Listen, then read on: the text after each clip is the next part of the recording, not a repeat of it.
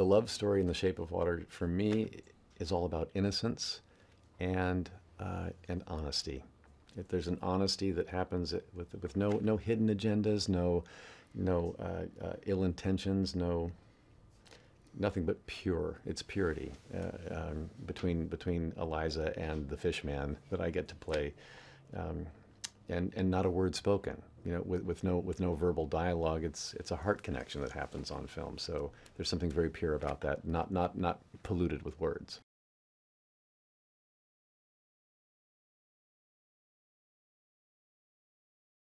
Kind of like my reaction in the movie was, "Oh my God, this is so beautiful."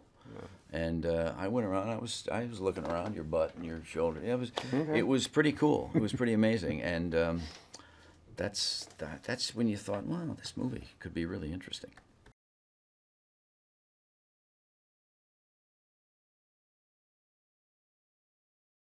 Guillermo del Toro is known for his love of monster movies. Like it was the Universal classics that made him want to make movies in the first place, with Frankenstein, Dracula, The Mummy, King Kong, and of course The Creature from the Black Lagoon.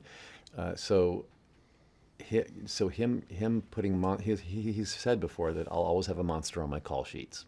So to put a monster or a creature that's other than human in his movies is a signature.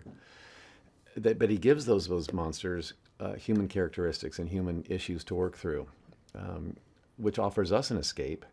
As an audience, offers us an escape to watch these monsters dealing with issues, and we get to step out of reality for a minute and go into this fantastical world, and come out of that theater a little bit empowered to face the monsters and demons in our own life, and to if we feel like an underdog, like all the underdogs that Guillermo's put on film, we get to see that an underdog can win and can find a voice and can triumph in the end.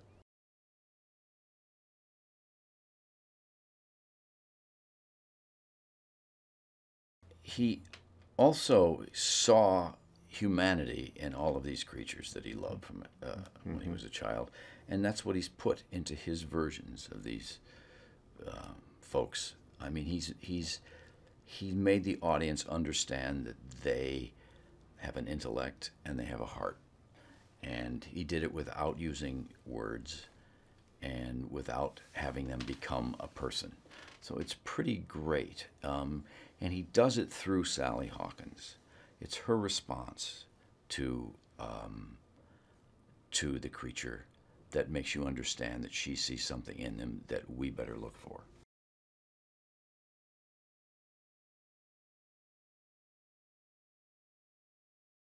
I thought I knew what this movie was going to be, and I had no idea. And I'd seen Guillermo del Toro movies, and I made this movie, and I saw the stuff he shot and everything, but I didn't know how it all went together. I didn't understand boiled eggs. I knew he used them, and I knew but the way it was cut and the way he told the story blew my mind, because it speaks in a film language that nobody talks in anymore. I think I was surprised with the musical movie that we made without realizing it was a musical while we were making it.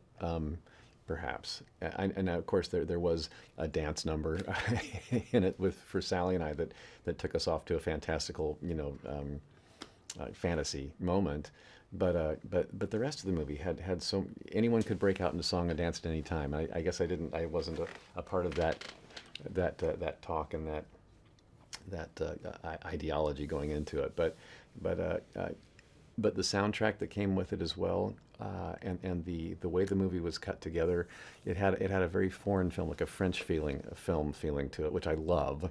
I love that kind of art, and so that was a bit of a happy surprise for me.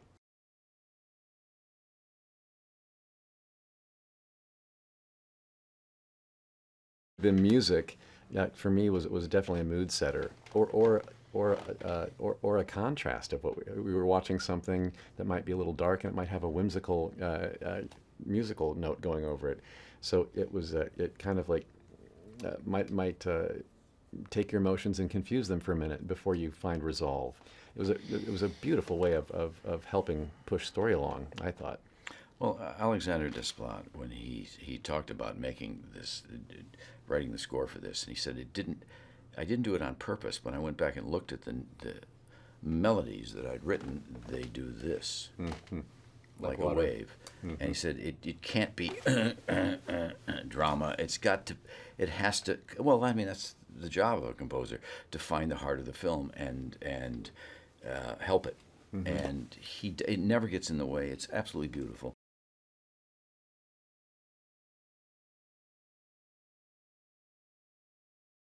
Love and loneliness is forever. You know, cycles. We're trying to break loneliness to find love. I mean, there's nothing really new about anything. It's just how you tell the story, and you know, I think people can relate. I know they can to these invisible folks. All of us at some point in our lives have felt like the monster that didn't fit in. And is there love potential for us? That's a timeless theme, whether it was the 1960s or it's 2017, I think.